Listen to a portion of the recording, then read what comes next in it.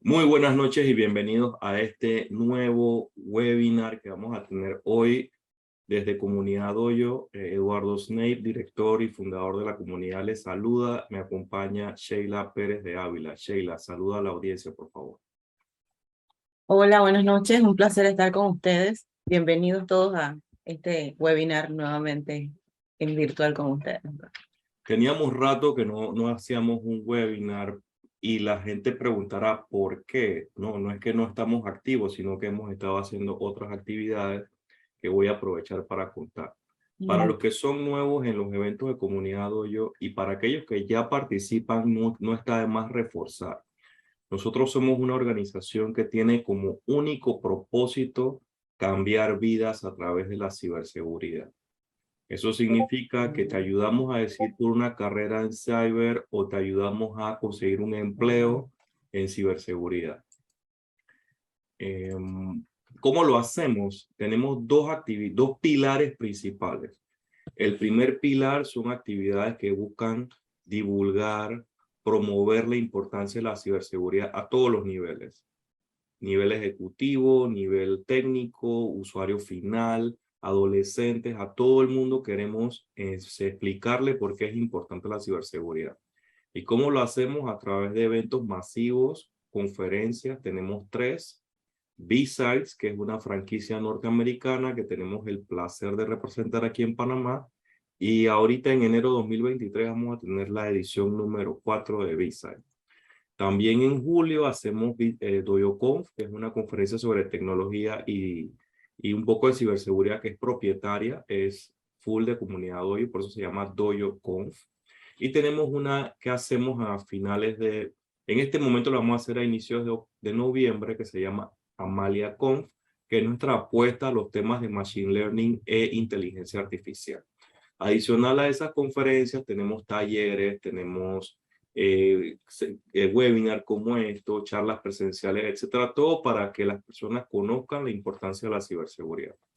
Por el otro lado, tenemos los programas que llamamos de impacto, que buscan cambiarte la vida realmente con el tema de la ciberseguridad. Y para eso nos apoyamos con algo que llamamos los bootcamps, que muchos de los que están aquí han participado. Tenemos un bootcamp para personas que están empezando en ciberseguridad, que es el bootcamp de fundamentos de ciberseguridad. Y tenemos un bootcamp para personas que ya tienen conocimiento y están buscando su primer empleo o transicionar, que es el bootcamp para ser analista de SOC. Que tengo que decir muy feliz y muy contento que tuvimos más de 800 personas participando de varios países en nuestra última edición.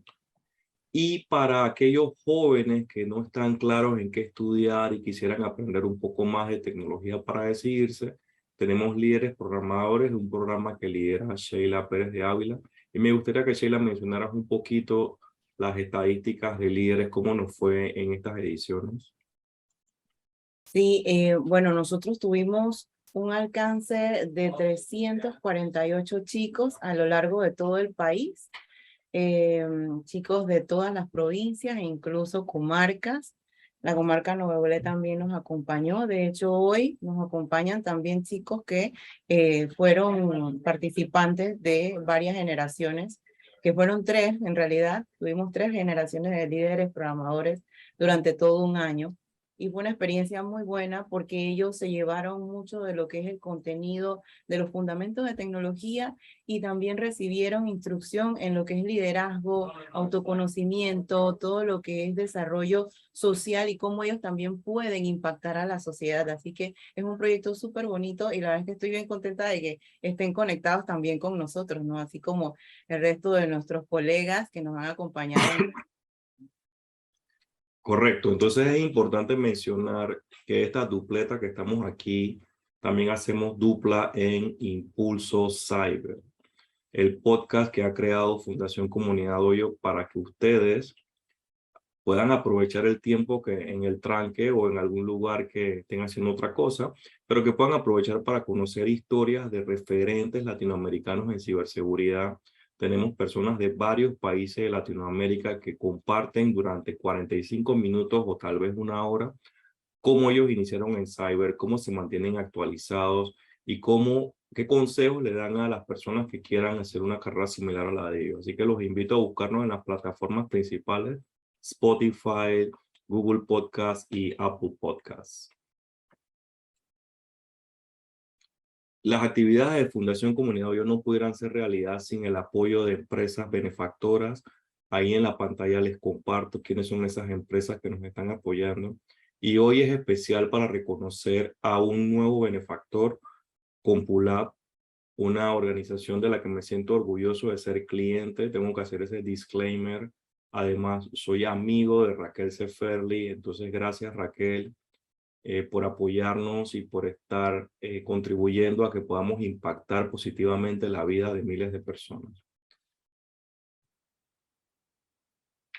Hemos estado un poco distanciados de los webinars y la razón es que hemos empezado a hacer algunas giras para llevar el conocimiento a provincias, no solo centralizarlo en la ciudad capital. Empezamos con una réplica de DoyoConf, nuestra conferencia propia. Fuimos a la provincia de Veraguas y ahí tuvimos la oportunidad de compartir con personas de esa provincia, donde pudimos mostrar el contenido y que ellos tuvieran acceso a él sin tener que movilizarse a la ciudad de Panamá.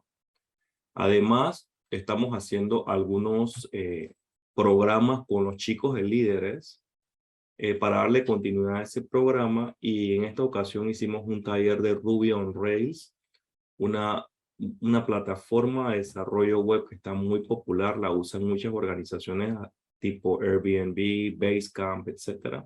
Fue una experiencia muy buena y lo positivo también es que tenemos una alianza con la Embajada de los Estados Unidos y ellos nos permiten utilizar el American Spaces, que es un espacio fenomenal que está disponible para promover la cultura y los espacios de aprendizaje. También tuvimos la oportunidad recientemente, el día sábado, de estar en la provincia de Coclé, donde llevamos una pequeña porción de nuestro programa de analista SOC, donde ellos trabajamos el tema de SIEM y aprendimos sobre SIEM utilizando Splunk y aprendimos sobre emulación de adversarios utilizando una herramienta que se llama Atomic Red Team. Fue una experiencia agradable. Me gustó muchísimo que los jóvenes estaban 100% pendientes. No sé, Sheila, si tú quieres comentar cuál fue tu percepción. No, sí, ahí lo chévere de este tipo de actividades es que vemos el interés de los jóvenes, no solamente acá en nuestra Panamá, sino que en las provincias hay muchos chicos que quieren y están interesados en estudiar y desarrollar tecnología y mucho de lo que es ciberseguridad y necesitan orientación porque todos sabemos que dentro del pensum de la universidad pues nos incluyen algunos temas y bueno, ahí está Doyo y en esta vuelta pues nos dimos cuenta incluso de que podemos llevarle adicional para que ellos sigan instruyéndose. Perfecto. Ahora vamos a agradecerles por el tiempo que me dieron, pero sin antes invitarles a visitar nuestras redes sociales. Si el contenido que nosotros producimos les gusta, por favor, el like, eso es importante. Pero también comenten, no se limiten solo a hacer el like, sino compartan el contenido, coméntenlo. Ustedes no tienen idea del impacto que hace en nosotros las referencias que ustedes hacen. Nos llegan más benefactores, tenemos más apoyo de la comunidad. Entonces sus likes son sumamente importantes y no dejen de hacerlo. Entonces ahorita, Sheila, te doy paso para que presentes a Julián, que ha tenido la gentileza de compartir con nosotros el día de hoy. Sí, gracias, Eduardo. Bueno, si me complace, sí, invitar entonces a Julián Patiño, si puedes abrir tu cámara. Me dice si puedes, si no, no hay problema. Quiero presentarles a Julián. Julián es ingeniero de sistemas, él es especialista en seguridad informática, está certificado en soluciones ManageEngine en Chennai, India. Tiene también más de 12 años de experiencia en áreas de tecnología, redes, infraestructura y ha administrado arquitecturas de redes convergentes para esquemas de alta disponibilidad. De esta misma manera, tiene experiencia en gestión de proyectos de renovación tecnológica, seguridad perimetral, ciclo de vida de la gestión de servicios IT y en la aplicación de los estándares de mejores prácticas de los principales marcos de trabajo, como son ITIL, ISO 20000, ISO 27000, con TIA Seguridad, TIA 942 para data centers, PMI, Scrum, COVID y TOGAF. Así que con toda esta vasta experiencia y conocimiento, te doy la bienvenida, Julián, para que nos presentes tu tema y nos converses sobre este Zero Trust que todos queremos entonces escuchar. Ok, Sheila, muchísimas gracias. De igual forma, Eduardo, muchas gracias por la invitación. Un agradecimiento en general a todos ustedes también que nos acompañan el día de hoy.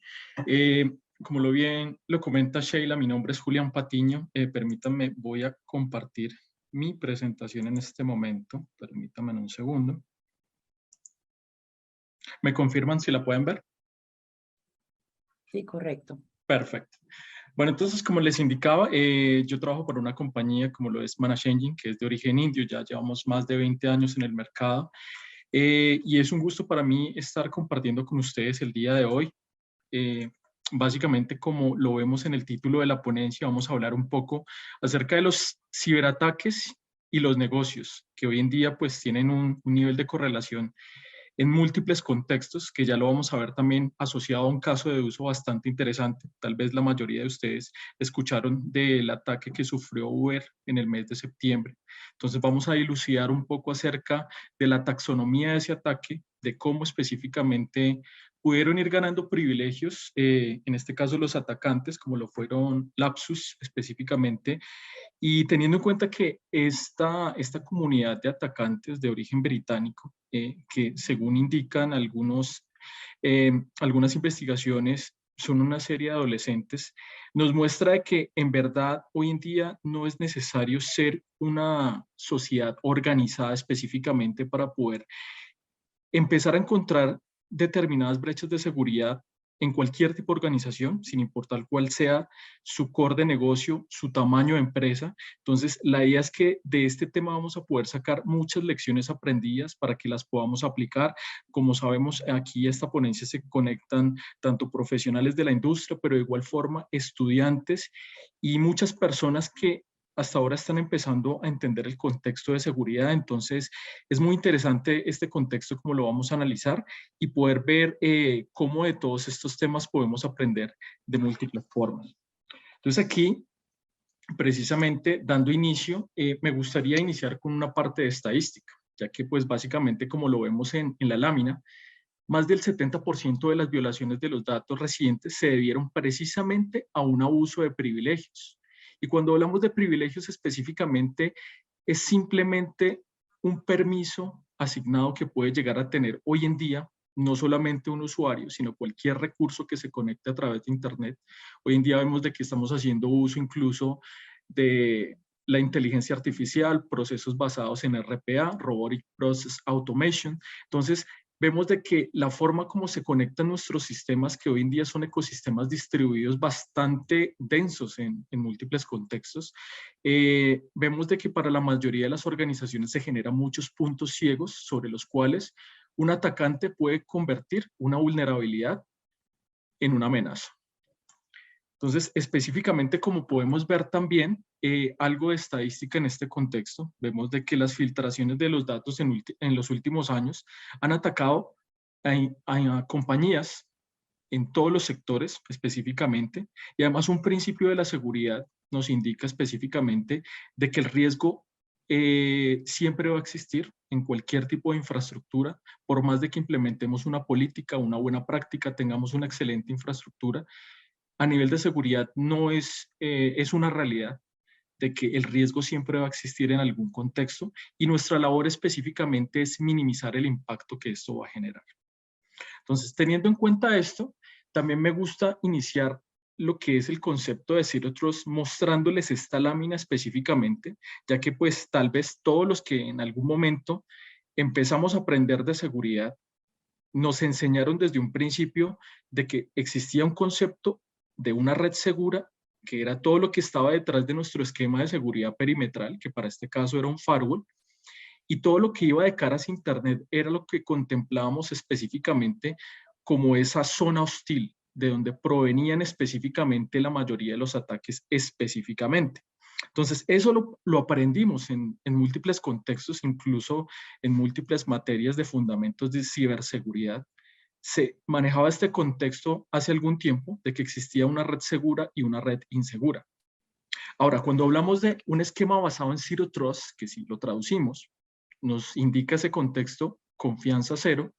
La confianza en sí, hoy en día, dentro de nuestra infraestructura tecnológica, es una de las principales vulnerabilidades. Entonces, presento esta lámina específicamente, precisamente para que lo borren de sus mentes, si ustedes quieren empezar a implementar un esquema basado en Zero Trust. Ya no existe el concepto de una red segura dentro de nuestra organización. Todo debe ser validado y todo debe ser autenticado y auditado dentro de nuestra infraestructura.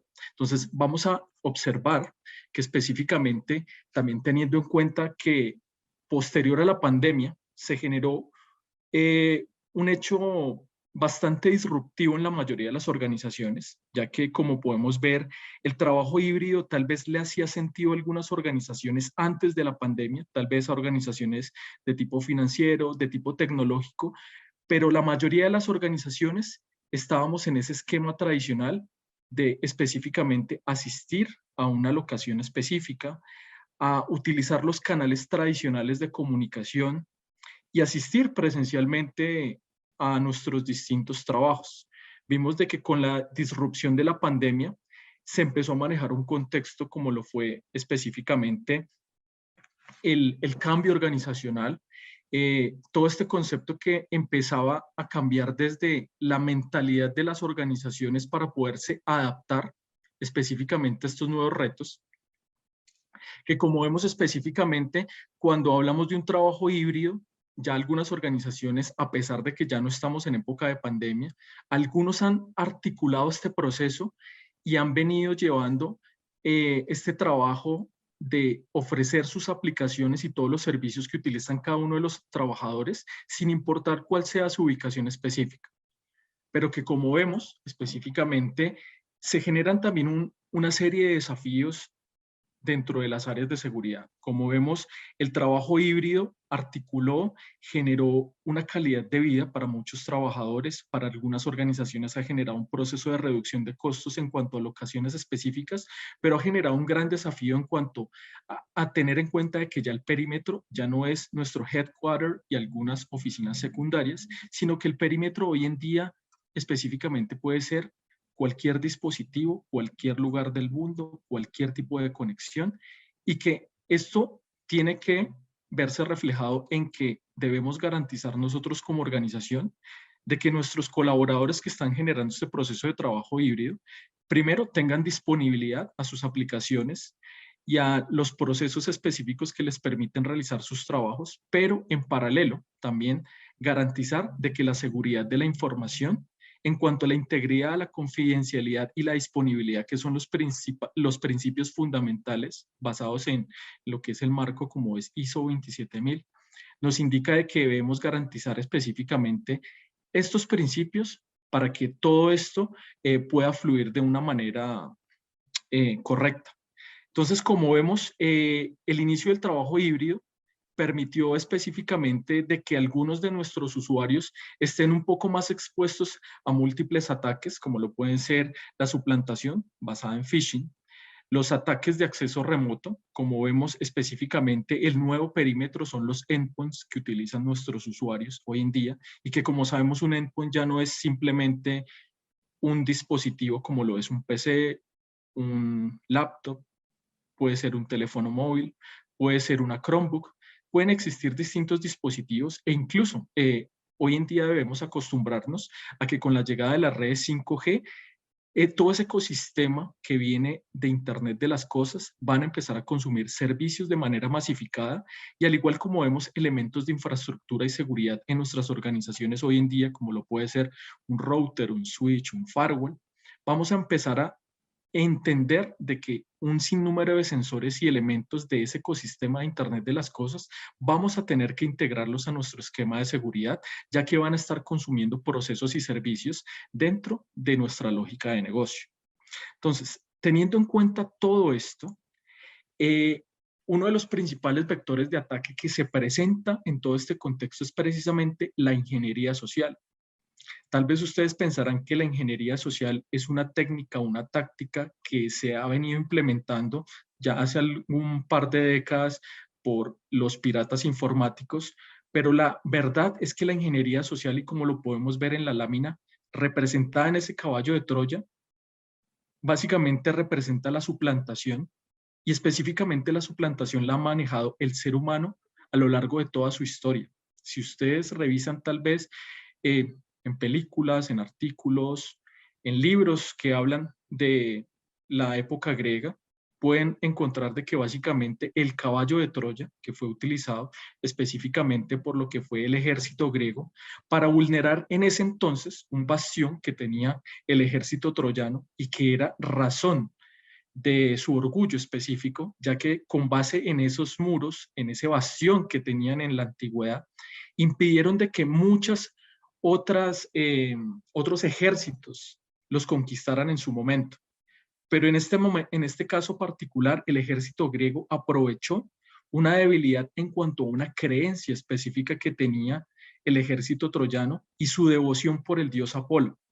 Básicamente, si ustedes vieron una de las películas como lo fue Troya, muestran específicamente que al lado de este monumento construido en madera se encontraban muertos algunos soldados griegos. Entonces, lo primero que interpretaron los videntes del ejército troyano fue que fueron castigados por el dios Apolo por haber vulnerado específicamente tierras troyanas.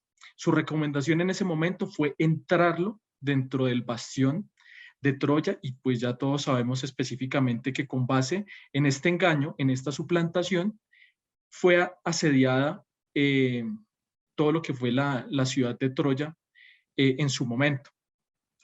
Entonces, teniendo en cuenta todo esto y este contexto, ahora sí vamos a entrar a lo que es el caso de uso en particular. Como les indicaba específicamente, para los que no lo habían escuchado, lo vamos a contextualizar el día de hoy.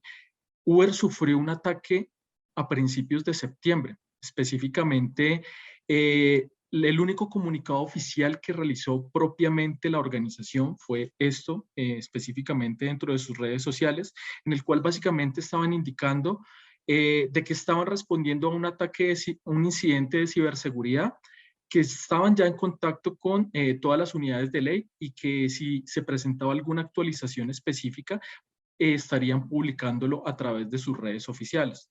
Esto fue el único comunicado que se realizó a través de los medios por parte de Uber específicamente.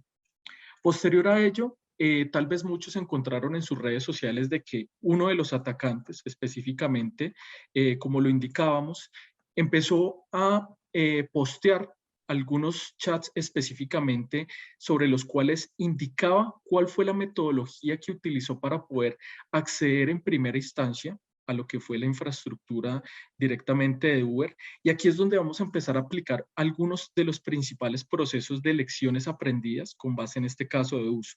Tal vez para todos les hace sentido Uber como una organización que cuando nosotros abrimos nuestra aplicación podemos tener acceso a un transporte de forma casi inmediata que nos puede mover en cualquier parte de la ciudad y que están disponibles en casi la mayoría de los países del mundo. Sabemos que Uber como tal es una compañía enfocada al desarrollo de su aplicación que masifica a lo largo de la industria. Entonces, aquí es donde vamos a empezar a tocar este principio fundamental. Uber tiene colaboradores directos dentro de su nómina, pero tiene también de forma desarticulada mucha colaboración a través de terceros para el desarrollo de sus módulos directamente, que pueden entrar a aportar específicamente en uno u otro contexto. Entonces aquí es donde vamos a empezar a ver esas principales brechas que tal vez en su momento no le hizo sentido a la compañía, pero que es un error específico que no debemos caer nosotros dentro de nuestras organizaciones.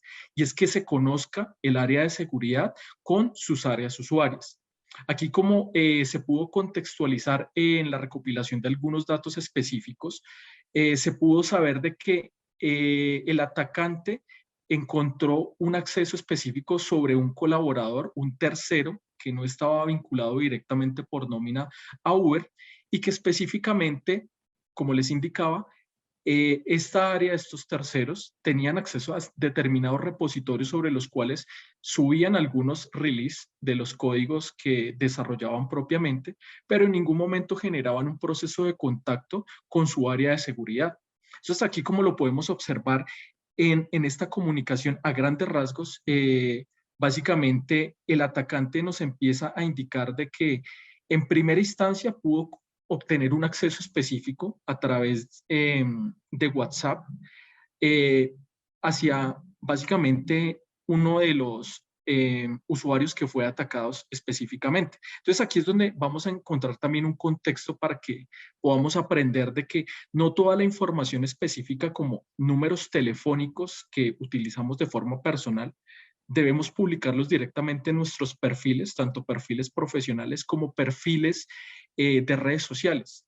Porque lo que primero le va a hacer sentido en un atacante es que ese número va a tener un acceso hacia una plataforma de mensajería como lo es WhatsApp o Telegram, y de forma indirecta ya va a poder tener una conexión de forma más directa hacia lo que es el usuario que va a atacar propiamente.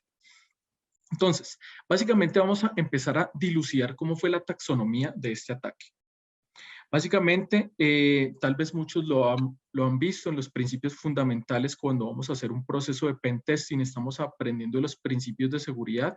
Cualquier atacante lo primero que debe realizar es una tarea, que es precisamente recopilar las huellas y toda la información relevante que le pueda hacer beneficio específico hacia quien va a atacar específicamente. Entonces aquí, dentro de estas tareas, vamos a encontrar de que cualquier atacante a través de la internet puede recopilar un sinnúmero de elementos para recopilar específicamente información que permita ganar un nivel de confianza hacia el vector que se va a atacar específicamente. Entonces nosotros vamos a poder ver que dentro de este segundo paso, cuando nosotros vamos a empezar a revisar cuáles son esas huellas específicamente, vamos a hacer un information gathering o específicamente una recopilación de los datos que necesitamos para generar ese primer acercamiento contra nuestra víctima específicamente. Entonces aquí, como vemos, nosotros vamos a poder utilizar un sinnúmero de herramientas abiertas en la industria. Aquí solamente estoy poniendo como un ejemplo en particular. No estoy afirmando de que los atacantes utilizaron lo que es la suite de Maltego en particular para hacer la recopilación de todos estos elementos. Pero herramientas como estas, que incluso también existen muchas con sus versiones open source, nos van a permitir específicamente recopilar información acerca de nuestros atacados en particular, y con base en ello generar un primer acercamiento que, como pudimos observar en este caso, fue por medio de la ingeniería social. Entonces aquí hubo un problema primero desde específicamente Uber, ya que básicamente no se aplicaron políticas en cuanto a que todas mis áreas usuarias en cierta forma deben tener algún acuerdo de nivel de servicio en cuanto a su área de seguridad, y como mínimo deben conocer o deben establecer un protocolo en el cual se garantice la comunicación de forma segura, independiente de que nuestra organización sea muy grande y sea totalmente desarticulada. Entonces debemos aplicar principios específicos para empleados internos, pero también de igual forma para terceros que colaboran dentro de nuestra organización. Entonces aquí, como vemos, el primer acercamiento fue a través de WhatsApp con base en toda la información que el atacante recopiló de uno de estos trabajadores, y básicamente lo que empezó a realizar fue un acoso directo a través de WhatsApp. Empezó a enviar una serie de notificaciones, mensajes específicos en los cuales le indicaba al usuario que debía realizar una conexión, de que específicamente lo estaba contactando el área de seguridad, pero que debía ingresar a un portal específico, ingresar sus credenciales y ingresar su token de seguridad, porque aquí estamos viendo de que en cierta forma Uber sí garantizaba algunas medidas mínimas en cuanto a la integridad de las conexiones, ya que existía los usuarios no solamente para generar ingreso a las plataformas requerían un usuario y un password, también requerían un token de autenticación, pero aquí fue una virtud que tuvo el atacante específicamente para que en este caso generara un proceso de phishing. Le ingresó un link directo sobre el chat que estaba generando a través de WhatsApp con el usuario, en el cual le abrió un acceso como si fuera la intranet de Uber para que pudiera ingresar sus credenciales. Entonces, todas estas tareas se tomó el atacante específicamente de crear un portal específico que le permitiera reducir el nivel de desconfianza que pudiera llegar a tener específicamente el usuario. Entonces aquí el usuario ingresó sus credenciales, ingresó su token, toda esta información fue capturada en texto plano y antes de que venciera el token, el atacante logró ganar acceso específico sobre lo que fue la plataforma directamente de un repositorio de Confluence que tenía directamente dentro de sus recursos compartidos, en este caso el tercero, y que básicamente dentro de este repositorio pudo encontrar algunos scripts de PowerShell que desafortunadamente tenían en texto plano credenciales, o sea, aquí no se había aplicado hardcode específicamente a la credencial que estaba utilizando en este caso la fracción de código, el script desarrollado, y desafortunadamente era un password estándar que aplicaba para múltiples plataformas. Entonces aquí con base en esta información específica que pudo obtener el atacante, ya realizando movimientos laterales dentro de este repositorio. Entonces aquí es donde vamos a entrar a entender de que hoy en día debemos aprovechar también todas las bondades que nos entrega la inteligencia artificial para poder empezar a detectar los movimientos laterales específicos que puede llegar a tener un atacante para poder cada vez ganar más acceso a las plataformas específicas, ya que este análisis va a ser basado en el comportamiento específico del usuario. Un atacante, a pesar de que tenga una credencial, él no va a conocer cuál es el comportamiento habitual en cuanto a acceso a repositorios, conexiones, consumo de credenciales. Lo más normal es que un atacante empiece a revisar absolutamente todo para ver específicamente que con base en la credencial que tiene pueda empezar a hacer un escalamiento de privilegios.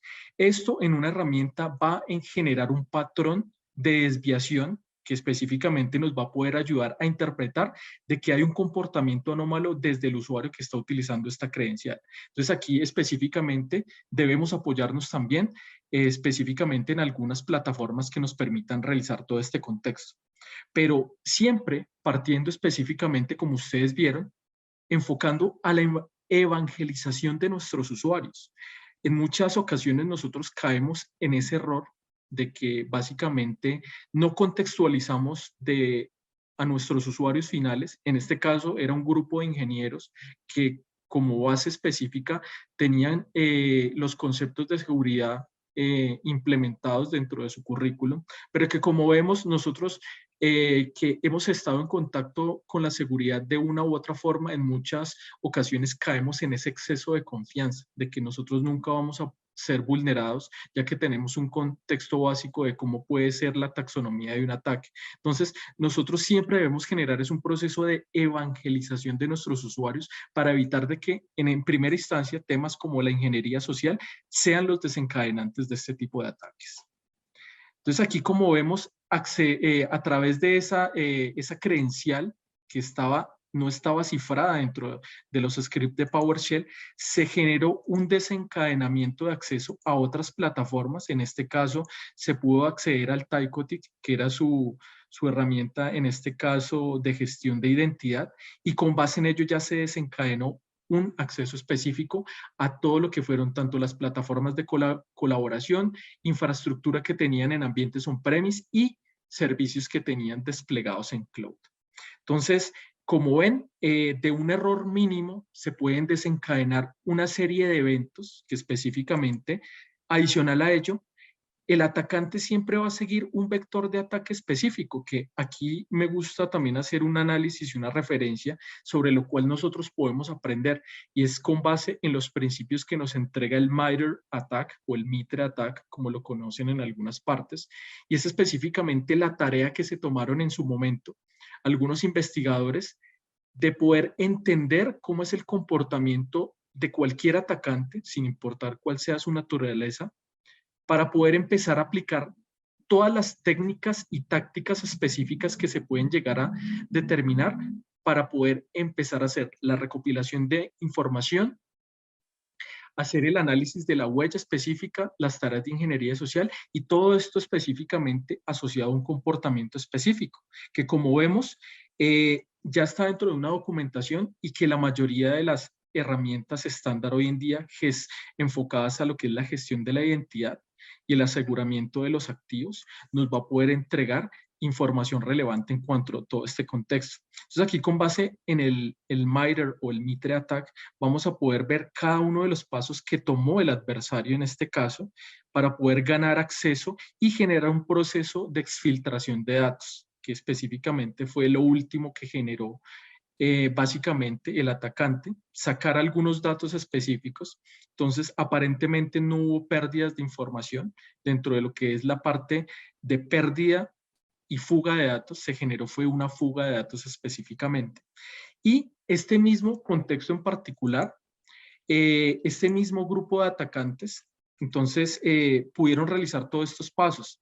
Entonces aquí como vemos en este cómic en particular, hoy en día también una de las principales lecciones aprendidas que queremos dejar es que básicamente por más de que nosotros tengamos una infraestructura sumamente robusta con sistemas de comprobación biométrica basada en el iris, de las huellas, que pongamos un sinnúmero de elementos de infraestructuras como IPS, IDS, Web Applications Firewalls y demás, si nosotros colocamos un sinnúmero de elementos, pero fallamos en lo básico, que es evangelizar a nuestros usuarios en cuanto a las medidas básicas de seguridad, en este caso como aseguramiento de un password sumamente robusto, siempre indicar lo que la utilización del múltiple factor de autenticación, de que podamos utilizar específicamente algún tipo de sistema que gestione nuestras credenciales y nuestros accesos, porque como lo indicamos específicamente en el modelo Zero Trust,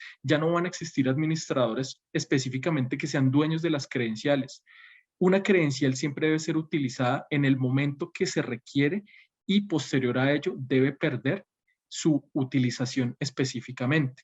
Entonces, aquí lo que vamos a realizar de ahora en adelante es consumir un acceso hacia un recurso, pero en ningún momento vamos a determinar de que exista un usuario administrador dueño de esos accesos o esos recursos.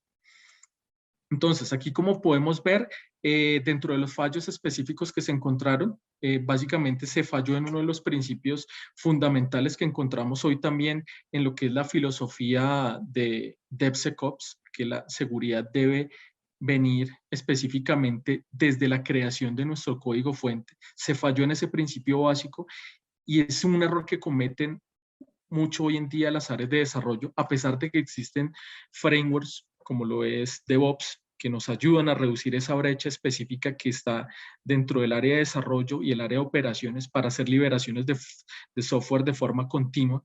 El componente de seguridad también siempre se tenía como una parte que debía ser validada desde el área de QA, de aseguramiento de la calidad, pero hoy en día cualquier desarrollo debe garantizar la seguridad del código desde sus inicios específicamente, para reducir también la probabilidad, como les indicaba, el riesgo siempre va a existir. Nuestro trabajo dentro del área de TI siempre es reducir el riesgo que se pueda llegar a presentar en todo contexto.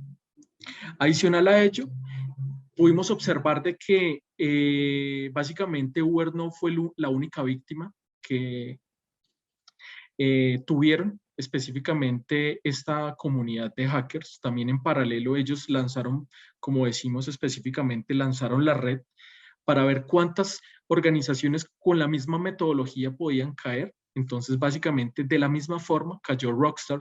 Tal vez para algunos de ustedes les hace sentido porque son los creadores del juego Grand Theft Auto o San Andreas, como lo conocen en algunos países. Entonces, básicamente, los atacantes en su proceso de exfiltración de datos también pudieron obtener algunos videos de tipo MP4 en los cuales estaba toda la conceptualización de cómo sería el entorno gráfico de la siguiente versión del videojuego. Entonces aquí cayeron en múltiples tipos de contextos muy similares como cayó Uber específicamente. Entonces aquí otra lección aprendida, no importa qué tan grande sea nuestra compañía, qué tan robusta sea nuestra infraestructura, si fallamos en esos principios de seguridad específicos, siempre va a existir una amenaza en particular que se va a poder materializar. Y eso es a lo que vamos en este contexto. Cuando nosotros vamos a hablar de un riesgo, siempre van a existir dos factores que van a desencadenar un riesgo. Entonces, básicamente, siempre va a existir una vulnerabilidad.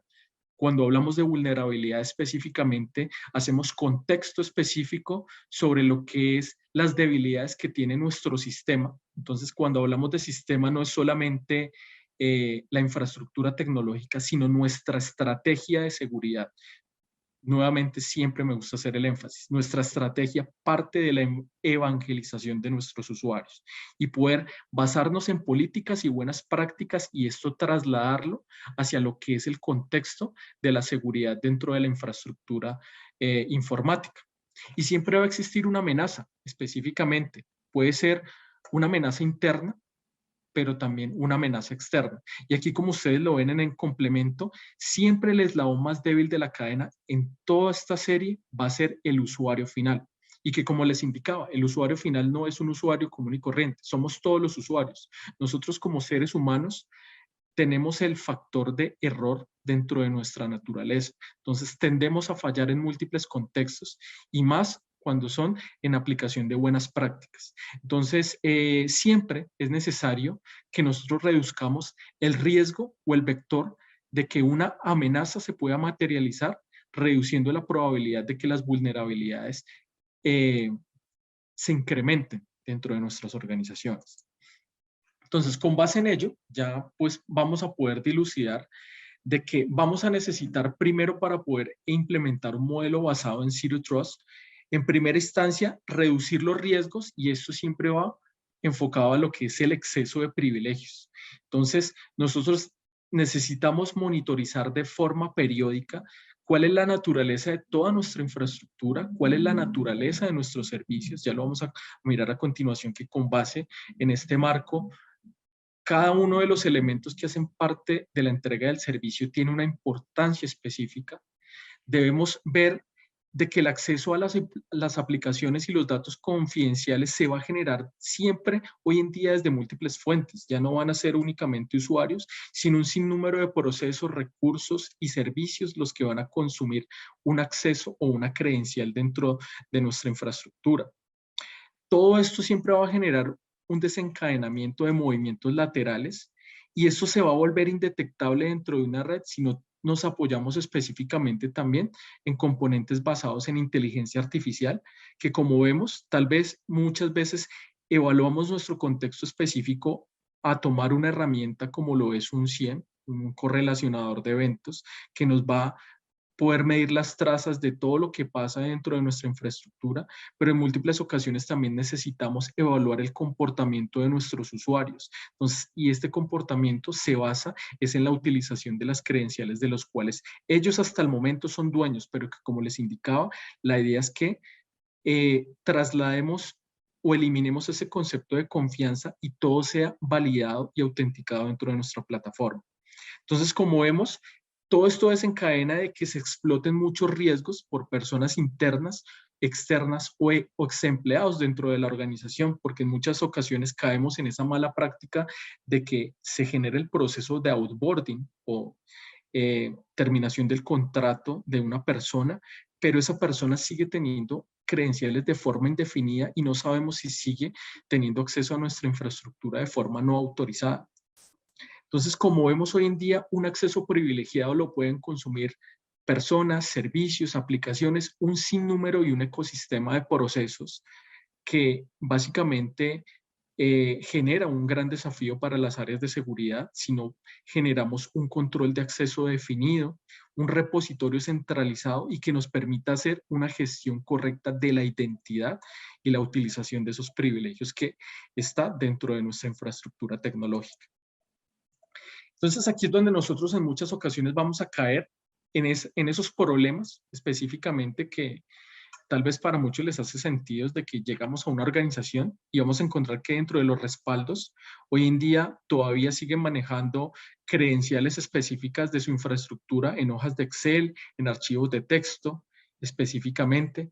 En muchas ocasiones cuando llegamos a un área de soporte, que tal vez su esquema es 7x24, que llega una persona, cumple sus 8 horas, sale, se va, se sienta otra, muy probablemente las credenciales de acceso a la máquina están en una nota adhesiva puestas en la pantalla, se ha evidenciado en muchas ocasiones.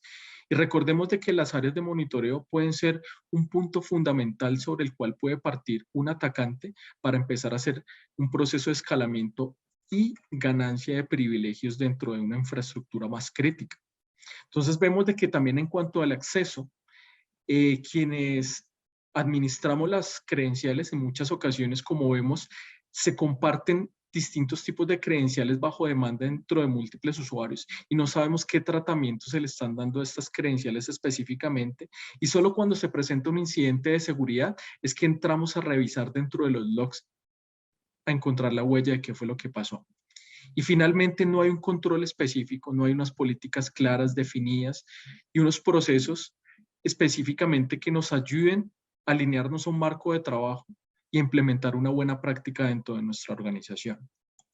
Entonces, con base en ello, ahora sí podríamos entender de que un modelo basado en Zero Trust nos va a indicar de que vamos a tener que fragmentar o segmentar todo lo que es un servicio, partiendo desde quién lo utiliza. Entonces, por eso aquí partimos de que debe existir una seguridad desde el lado del usuario, y sabiendo que hoy en día el usuario va a consumir nuestros procesos y servicios desde cualquier parte del mundo. Entonces, aquí debemos garantizar de que la utilización de esa credencial, de esa identidad, siempre sea íntegra, siempre sea usada por quien la debe usar y no por quien la tenga disponible por una mala práctica.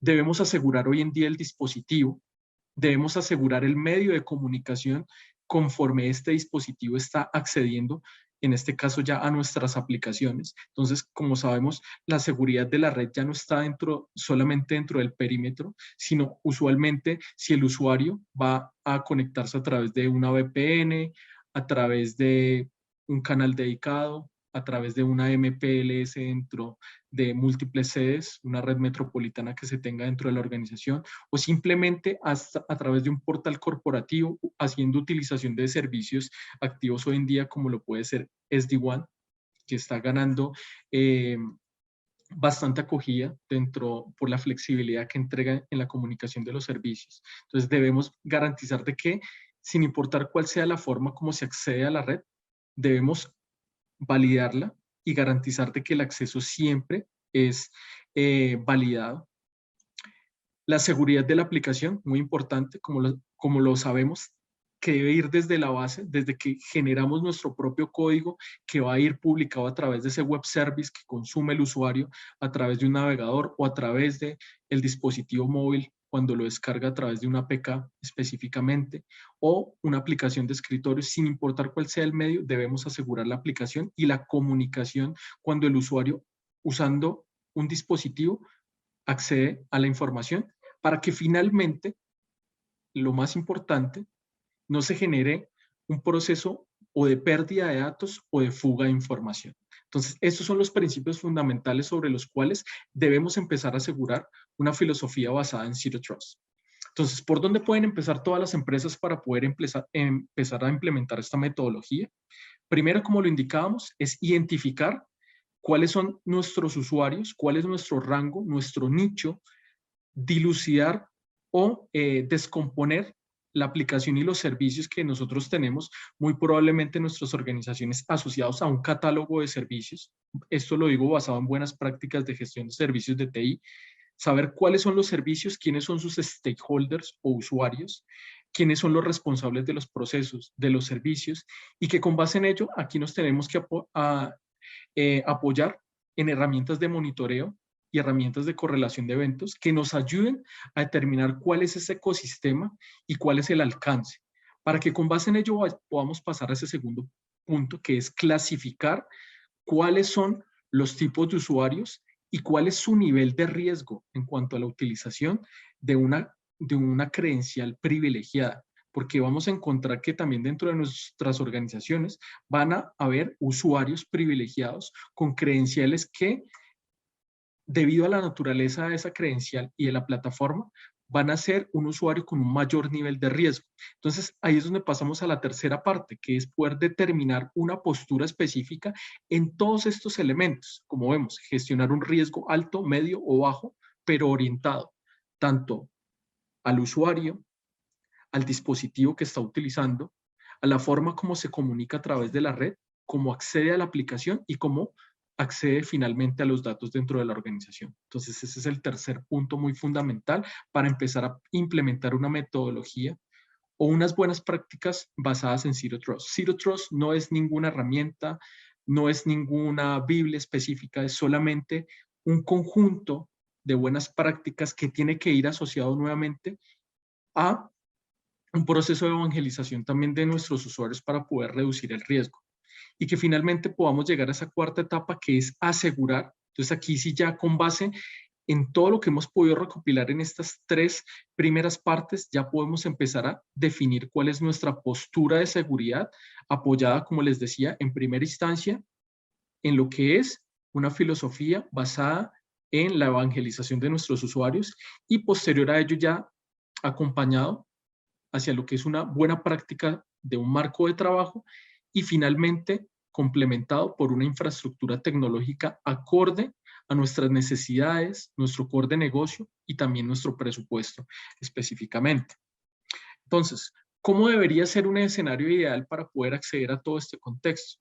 Entonces vemos de que existe un usuario que en primera instancia, como lo decíamos, ya no va a ser un consumidor específico o dueño de una credencial, sino va a entrar sin un acceso permanente, va a pasar por un proceso de aprobación que lo ideal es que pueda ser o de forma interactiva mediante un portal o de forma automatizada que se genere un proceso de requerimiento y aprobación en el cual se copie a un auditor específicamente que valide de que quien dice o quiere obtener esa credencial puede utilizarla.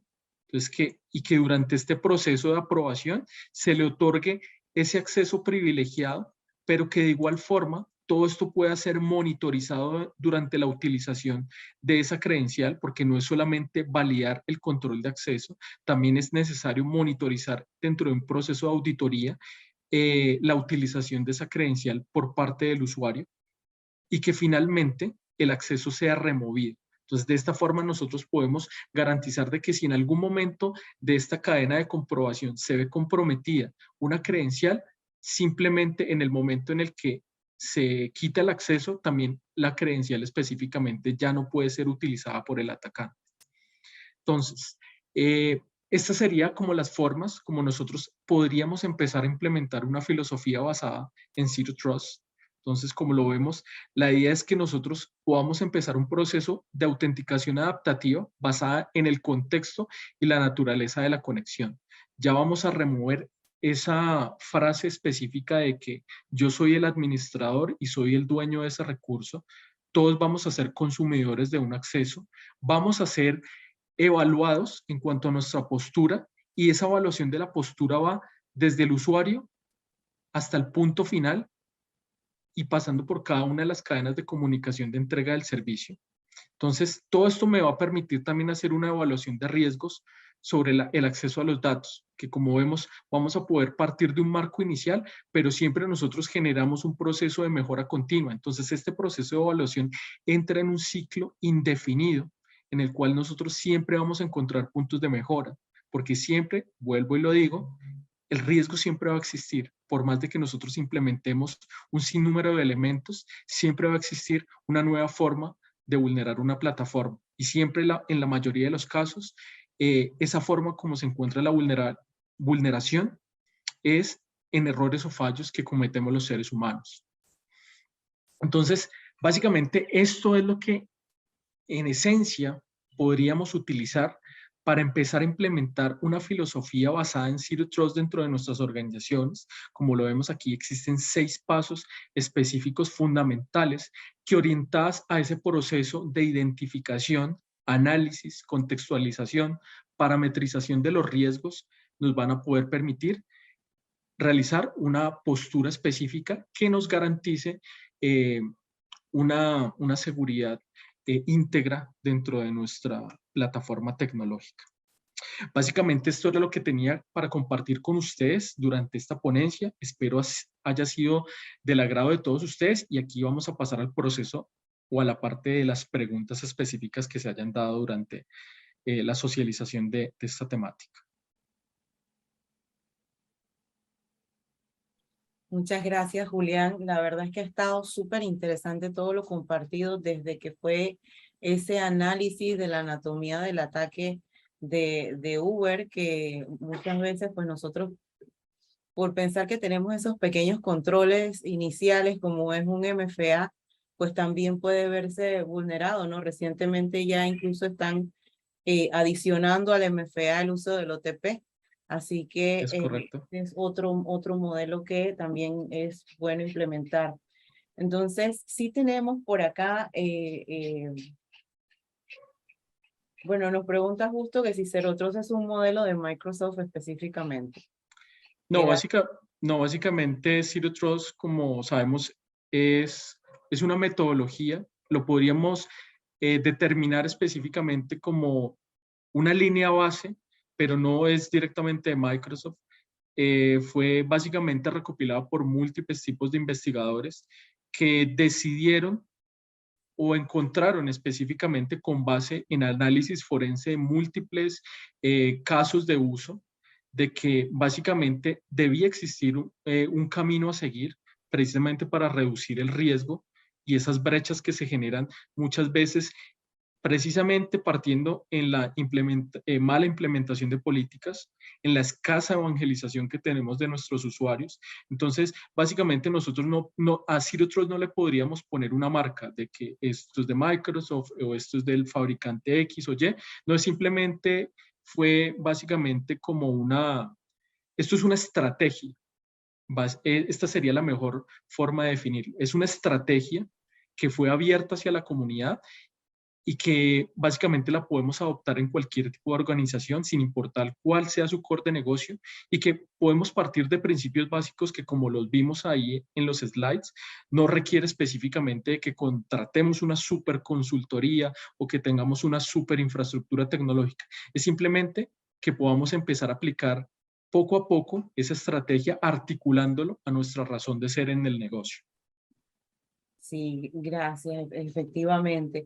Igual Sigfrido ha estado bien atento y nos ha estado preguntando que, bueno, que en este caso sería aplicar la ley del mínimo privilegio. ¿Es correcto? Por otro lado, sí, también se implementa lo que es el monitoreo del factor transferencia de información durante una conexión. Si el modelo Zero Trust lo solicita de esa manera. Nos pregunta Jonathan, ¿crees que los dispositivos móviles, celulares, smartphones, iPads, aunque sean personales, deban también formar parte del modelo Zero Trust? Sí, hoy en día, como les decía en primera instancia, ahora con este proceso del trabajo híbrido, las organizaciones se ven casi que en la obligación de permitir de que sus usuarios enrolen tanto dispositivos corporativos, pero también de uso personal, pero esto no exime de que siempre se implemente una capa de seguridad específica sobre el acceso a las aplicaciones empresariales. Entonces, en este caso también debemos apoyarnos principalmente en herramientas que nos permitan hacer todo este proceso de borrado seguro e interrumpir la comunicación a las aplicaciones en caso específicamente que el endpoint se pierda, sea robado, o que en alguna forma sea comprometida desde el lado del usuario, que nosotros podamos específicamente reducir de que con base en ese elemento, ese endpoint, que en este caso todos podemos ser víctimas de un robo y aquí no podemos específicamente, no existe una política que nos diga debemos hacer cualquier esto en particular para que no nos roben. Nosotros nos pueden robar en cualquier momento, en cualquier contexto. Entonces, debemos garantizar que como mínimo específicamente se interrumpa el acceso a los datos y específicamente a las aplicaciones críticas. Entonces, existe un sinnúmero de herramientas que nos va a permitir garantizar, en este caso, el perímetro, en este caso, primero remover el acceso que se tenga en cuanto a las aplicaciones críticas del negocio, en lo posible que a través de todo lo que es el geotracking, la geolocalización, nos permita también tal vez recuperar el dispositivo, porque digamos los vamos a poder monitorizar. Entonces aquí nos tenemos que apoyar dentro de la estrategia también de un sinnúmero de herramientas y plataformas que nos van a ayudar a asegurar ese perímetro en la conexión del servicio. Sí, gracias. Surishadai tiene creo que es un comentario, pero no logro entenderlo bien. Nos dice, he visto 0 incidents en el área de seguridad industrial. Yo preguntaría, o más bien reformularía un poquito, ¿cómo ves tú la implementación del Zero Trust, pero ya en esa red que ahora pues se está buscando proteger todavía más, que es la del área industrial, lo que es la tecnología operacional? Es correcto. Aquí vemos de que actualmente, dentro de lo que, y haciendo énfasis de que, como hablamos también en la ponencia, de cara hacia el futuro vamos a empezar a ver esa masificación de servicios basados en IoT. Sistemas industriales como pueden ser sistemas SCADA, que tal vez utilizan una dirección IP en alguna parte, pero que básicamente contextualizándolos un poco, un sistema SCADA es un sistema que, por ejemplo, es utilizado en las petroleras, que nos permite hacer aperturas, cierres de válvulas, o sea, que no van orientados específicamente al contexto tradicional de software a la medida hacia lo que es entrega de servicios de usuario final, sino que va orientado hacia procesos industriales. Entonces, todo esto cada vez va más contextualizado, correlacionado, y que como vemos, la estrategia Zero Trust nos va a poder apoyar también, simplemente se deben es adecuar controles específicos de acuerdo al requerimiento y el alcance en particular que tenga cada proyecto. Van a existir proyectos de arquitectura tecnológica enfocados a la masificación de servicios, como los que podemos ver que consume un usuario final, pero también vamos a ver servicios un poco más complejos que tal vez los usuarios solamente son determinados actores dentro de la entrega cadena del proceso que no a través de los protocolos estándar acceden a estos datos. Entonces, el modelo Zero Trust, desde que siempre exista usuario, exista una infraestructura o un elemento sobre el cual el usuario interactúa finalmente con los datos y accediendo mediante una aplicación que puede ser entregada de un sinnúmero de formas y que, como sabemos, finalmente debe existir una comunicación de red. Entonces, nosotros podemos adecuar todos estos controles y esta estrategia sin importar cuál sea la naturaleza de este proyecto. Sí, gracias. Y una última pregunta, nos pregunta Sigfrido, ¿dónde quedarían entonces al implementar un Zero Trust aquellas empresas que ofrecen VPN y que son contratadas por otras organizaciones? Bueno, básicamente lo que es una VPN es un servicio que pues no debe desaparecer, pues porque simplemente hoy en día también la seguimos utilizando, nos garantiza un nivel de seguridad, se ha transformado la forma como se entregan los servicios en algunos contextos. Aquí fue donde básicamente pudimos también hablar de lo que es SD-WAN hoy en día, que nos ofrece de forma articulada acceso a determinados recursos desde múltiples locaciones sin utilizar específicamente la VPN tradicional. Entonces, al igual que muchos servicios a lo largo de la historia, como en su momento cuando existía tal vez para las personas que llegaron a manejar lo que era el correo certificado, específicamente que habían personas en particular que su labor era ir a entregar las cartas y que simplemente cuando apareció la tecnología y el correo electrónico vino a suplir esa necesidad, el llamado es que, digamos, las organizaciones deben es reinventarse en cuanto a todo este contexto.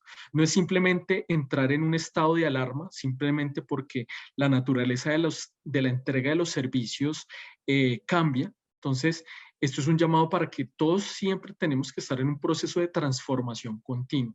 Lo vimos en época de pandemia y lo vamos a seguir viendo por uno y un sinnúmero de factores que pasan en nuestra vida cotidiana. Entonces, mi llamado no es que entren en un estado de alarma, alertamiento, sino que empiecen a encontrar esas nuevas alternativas como se publican o se entregan los servicios para todos aquellos que son integradores o que su enfoque específico es la atención hacia otras organizaciones. Sí, muchas gracias. Entonces, resumiendo, lo que comentaste al final, estar claros, identificar cuáles son esos privilegios, no mantenerlos permanentes, ¿verdad? También entonces revisar e identificar aquellos más débiles, estar rotando constantemente nuestras claves, usar certificados y incluso entonces implementar esa capa adicional de seguridad. Y bueno, de aquí en adelante creo que ha quedado muchísimo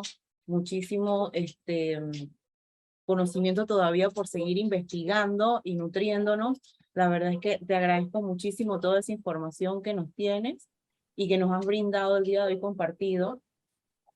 Bueno, mira, vamos a una última pregunta porque la tengo acá y me dice, aplicando Zero Trust, ¿se proveen los accesos temporales por medio de departamentos encargados de otorgar estos accesos o también se plantea y de qué manera automatizada se pueden proveer esos accesos? O sea, me imagino que cuáles son los medios que se utilizarían para poder otorgar los accesos. Es correcto. La idea es que podamos implementar una plataforma en el cual, como vamos a eliminar el contexto de que nadie va a ser dueño de nada, nadie va a administrar nada. Entonces, en este caso, lo que podamos asignar es unos roles específicos. Podemos utilizar herramientas que básicamente en las cuales vamos a poder dar el acceso al recurso, dar el acceso a la credencial, pero quien audita la entrega de esa credencial puede ser otro rol de usuario. Y ese rol del auditor en ningún momento tiene acceso directamente a la plataforma tecnológica, porque su rol es precisamente auditar. Entonces aquí, como ustedes pueden ver, la correlación. Quien tiene acceso a la infraestructura para entregar un recurso o asignar una credencial, en este caso el ciclo de aprobación del servicio, lo va a cumplir alguien que tal vez tiene acceso a la plataforma, pero no tiene acceso a la parte de auditoría. La auditoría la va a realizar un tercero, que en este caso tiene acceso a lo que es la parte de grabación de todo el proceso, pero no tiene acceso directamente a la infraestructura. Entonces aquí estamos reduciendo también la probabilidad de que yo sea juez y parte en todos los contextos. Entonces esta sería la forma como nosotros podemos implementar este proceso basado en que solamente yo voy a otorgar un acceso a un privilegio.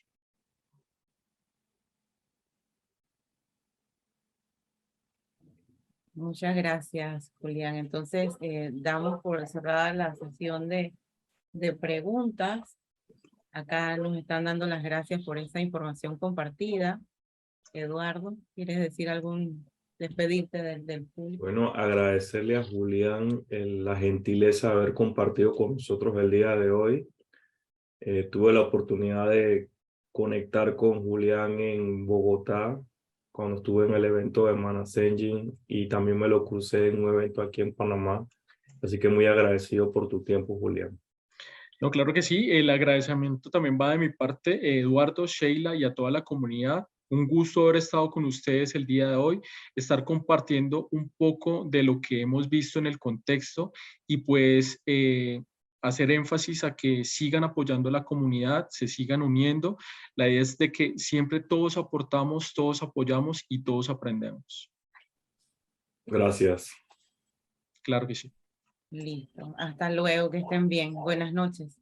Buenas noches para todos.